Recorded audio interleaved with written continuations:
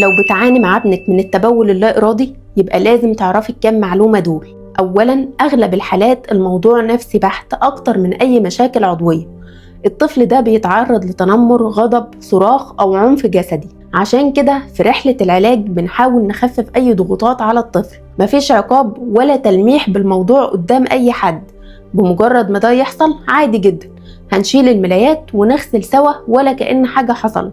ولازم تحط في بالك ان دي مشكلة اغلب الاطفال بيعانوا منها وهتتحل مع الوقت، وتعرفي ان الموضوع خارج عن ارادته تماما. احنا كحد كبير معرضين لاي سبب حدوث ده معانا، فخليك رحيمة بالطفل، مفيش تعصب ولا اهانة. وعشان نبدأ خطوة العلاج مش قبل ما الطفل يتم 6 سنين الا لو سبب جراحي، علاجه مع دكتور المسالك.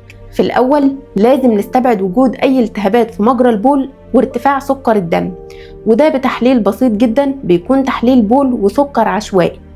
كمان الطفل اللي عنده لحمية أو حساسية جيوب أنفية مع تضخم غضاريف الأنف في الحالات الشديدة بيتعرضوا لنوبات انقطاع النفس، فيحصل معاه تبول لا إرادي، وده من الحاجات اللي بنشيل اللحمية عشانها. بعد كده بنتبع العلاج السلوكي، نقلل سوائل قبل النوم ب3 ساعات، يعمل حمام قبل النوم مباشرة، ونتبع أسلوب التحفيز وعمل مكافأة أو هدية لو وصل لعدد أيام معينة ما عملش فيهم. أما بالنسبة لأننا نصحي الطفل بالليل عشان يدخل الحمام، فكل الدراسات الحديثة مش بتوصي بالنقطة دي. كل دورها إنه مش هيعمل في اليوم اللي هتصحيه فيه بس، إنما كتأثير على فعالية العلاج النهائي ملهاش دور.